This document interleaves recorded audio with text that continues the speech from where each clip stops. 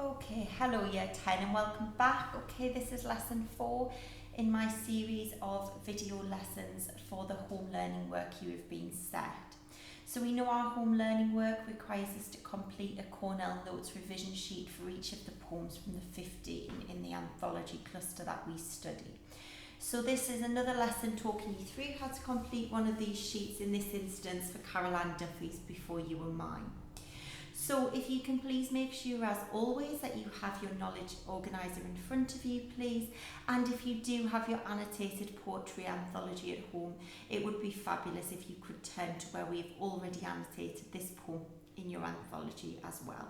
Okay, so let's get started then. So, as always, we're going to start with the summary of the poem. Now, in this poem, the speaker is looking back at her mother's vibrant and exciting youth. The speaker is really reflecting on her mother's formative years and discovering what her mother was like before she had her. And the speaker makes the realisation that her mother's life was very different before she was a mother, and therefore before she was born. Now, in one sense, the speaker seems to have a deep admiration of her mother. The speaker really does admire the vibrancy and vivaciousness of her mother, and specifically that she finds out her mother had in her life before she had children. But it is important to know that throughout the poem there are subtle hints that perhaps the speaker was a little bit jealous of her mother's life before children. She was perhaps a little bit jealous of the excitement and vibrancy that her mother experienced in her life before she was born.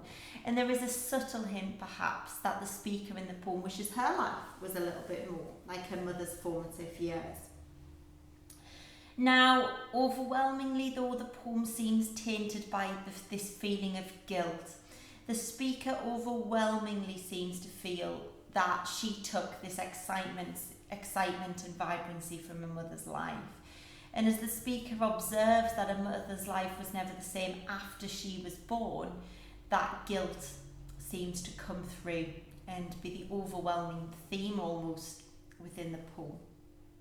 So, if you would just like to pause the video, please, and then if you could complete that box summary of the poem on your sheet, that would be excellent. Okay, so moving on. Now, as I did with Climbing My Grandfather, I'm actually going to start with wider messages and ideas. Again, why am I doing this? I'm doing this because in this poem, understanding the wider messages and ideas are critical to understanding the poem. So, as with lots of literature, Duffy does seem to use this poem to make wider comments about society. And specifically, Duffy seems to be critiquing the patriarchal society of 1950s Britain. And Duffy seems to say that the rigid expectations that were placed on women, specifically in motherhood, were in fact unfair and restrictive and unnecessary. And I think Duffy's overall message is that the vibrancy and excitement of youth is our right, and that vibrancy and excitement shouldn't be stolen from us. And she is specifically criticising, I think, ultimately the main purpose of this poem is that she is criticising how women like her mother were forced to lose their selfhood and identity simply to comply with what society expected of them. Now, before we move on to pausing the video and you completing that wider messages and ideas box, I do want to remind you that this is a love and relationships cluster of poetry that we are studying. So we must make sure that we link this contextual idea that she's critiquing that 1950s patriarchal society to what Duffy is really teaching us about relationships. And we must also remember that in our essays, we must also link these poems to the ideas about love and relationships. So in this yellow box here, I've tried to summarise some ideas, some conceptualised ideas about perhaps what Duffy was suggesting. So maybe Duffy is reminding us all that we do not perhaps fully know all the people we love. We do not know every detail about them. And she reminds us perhaps that the people we love may have had previous identities. I think also one of the things that Duffy is suggesting is that our family roles and the expectations that come along with those can define us. So motherhood, even now, perhaps is seen as having a strict set of criteria with what it means to be a mother, and perhaps less so now, though, than in 1950s Britain. But I think Duffy is reminding us that our family roles can define us, and she is also suggesting that society can shape us. But she seems to be encouraging us to always hold on to our selfhood and our self-identity in our relationships, and therefore not to lose, if we are vivacious and exciting people, and not to lose that selfhood in our relationships. Okay, if you'd like to now pause the video and complete the wider messages and ideas box, that would be excellent. Okay, so now this brings us on to the admissible quotations, and we know that the admissible quotations are at the centre of when we look at a poem. The language is central to our understanding of that poem. Now, before you and mine is a little bit different in the sense that I actually think in the poem that the structure and the form, there's more to say about it than the language, but the quotes, of course, and the symbolism within those quotes remains very critical. So we're going to start by looking at the allusion to Marilyn Monroe and the quote, "Your polka dot dress blows round your legs, Marilyn." Now, of course, as I've said, that is an allusion to Marilyn Monroe, and Marilyn Monroe was respected as being beautiful and attractive, and she was a symbol of beauty in the 1950s, and she was a successful film star, and she was somebody who was really admired. So on one level, I think the allusion to Marilyn Monroe conveys the speaker's deep admiration for her mother's youthfulness and vibrancy and beauty. And it's almost as though the mother is in, the speaker is in awe of the mother's glamour and beauty, and she really respects and admires her mum.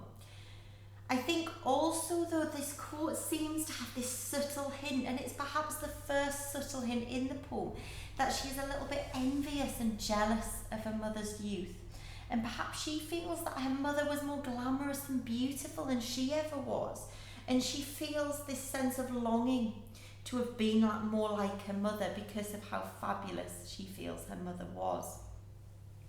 Now, of course, the image that is evoked through the allusion is an allusion to that very famous image where Marilyn Monroe stood over the drain cover and her skirt is blowing in the wind. But I do think there is something symbolic and significant we can say about this idea of the dress blowing, because I think a dress blowing in the wind almost connotes this sort of freedom, and this could symbolise the mother's freedom in her youth and how she was free from the restrictions and societal expectations that motherhood had placed on her. Okay, so we're going to look at these quotes now. Now, these quotes, the fizzy movies, she talks about her mother going to the fizzy movies in her youth and sneaking home late and getting wrong of her mother. She also talks about her mother sparkling and waltzing on the pavement. Now, of course, we know pavement is a really significant motif in the poem, and we're going to look at that in the structure and form section. But I do want to look at these descriptions of the things that the mother used to do in her youth.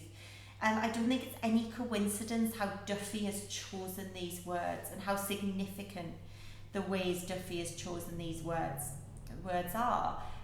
They are both descriptions of the mother's youth, but they all connote vibrancy and excitement and fun.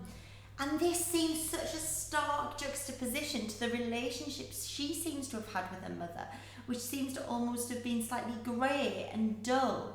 And I think it's almost like their relationship has taken the fizz and sparkle from her life, and that the parent-child relationship has taken this excitement and this bubbliness from the mother.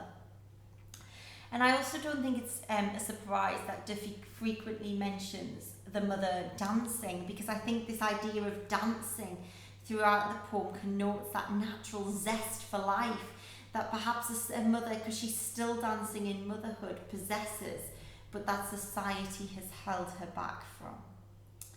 Okay, and now last but not least for admissible quotations here, we're going to look at this quote. Now, this quote I actually personally think is the most important in the poem for considering actually the relationship, and it's "The decade ahead of my loud possessive yell was the best one Now, of course, the rhetorical question is so significant because the speaker makes an unequivocal assumption here. She makes the assumption that her mother must have, absolutely must have, preferred life before she had children. And of course, the speaker feels very guilty that she thinks her mother must have preferred life before she was born, and she feels guilty for all of the joy and vibrancy that she feels she's taken from her mother. But actually, this is her own opinion. We don't hear from the mother here. We hear the speaker's assumption that her mother must have preferred that. So I think, could this perhaps reflect how she was envious and longing, and she actually longed for those formative years her mother had, and because she never experienced those, that she must have assumed that they were the best. And maybe that isn't really what her mother thought at all. But I do think the word possessive is perhaps the most significant in understanding the relationship in this poem, because I don't think it can be escaped that is a role reversal. You very rarely would think of a possessive child, but actually it's used really interestingly by Duffy, because it's almost as though that the child did, and the child was possessive over the mother because she took full ownership of the mother. That motherhood became the mother's only identity, and that actually having the child took everything else from her.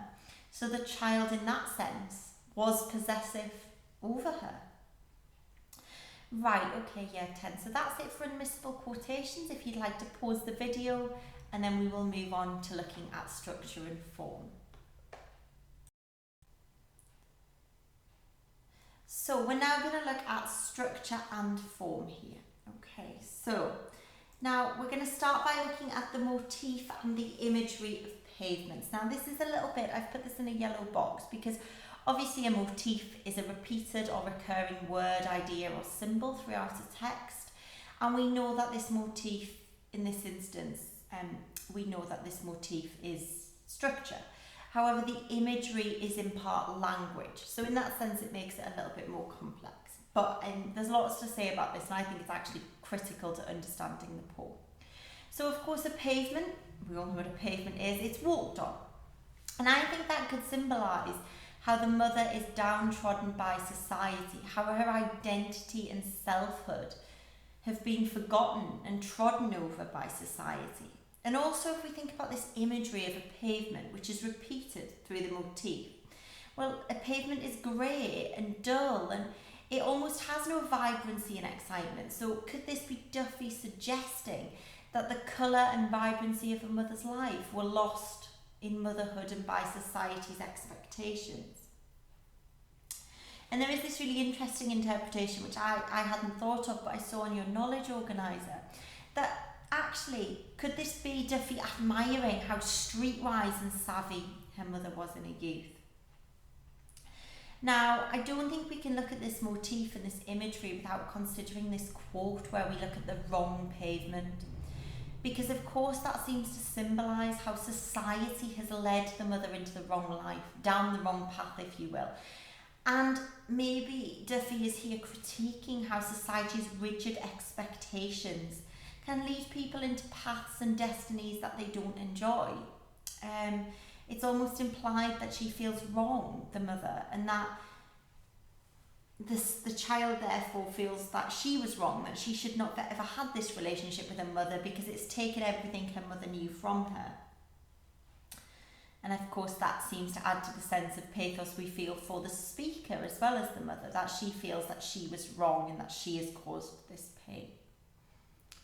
Now, also on structure and form, the poem has a cyclical structure, which is really important. The cyclical structure, the poem ends with the title, Before You Were Mine.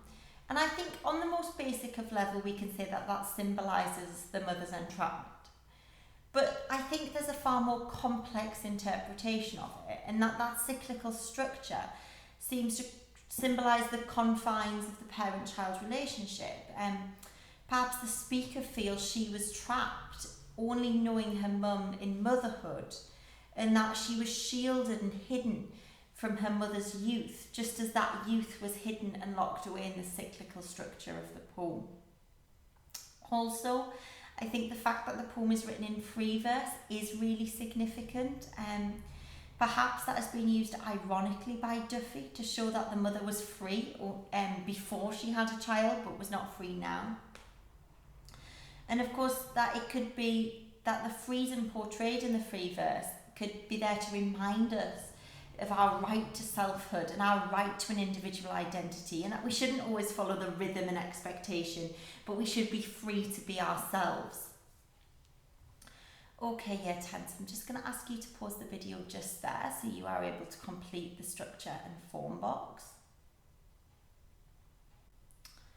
And we're going to finish by just thinking about what we could actually compare this to. So, you could compare with any parent-child poem from the cluster, or any family poem from the cluster, of course. But I think the two that I would look to are Climbing My Grandfather and Eden Rock. I think you could compare with Climbing My Grandfather on the basis that both poems explore a child or grandchild learning the importance of truly knowing their elders. But also both poems explore the idea of how we form true bonds, and they force us, both poems, to question that there may be more than we think to the people that we love. They may have other identities, they may become more complex than we realise. And of course we could perhaps look to compare to Eden Rock, because of course both poems are rooted in nostalgia. And the speakers in both poems focus on the perfection of their parents, and they are rooted just in this appreciation and respect and love for their parents and how brilliant they think they are. Okay, that's excellent, year 10. We're going to leave that one there, okay? And I will post some more videos tomorrow, but keep up all your excellent work, and I hope these have helped you with your home learning. Thank you.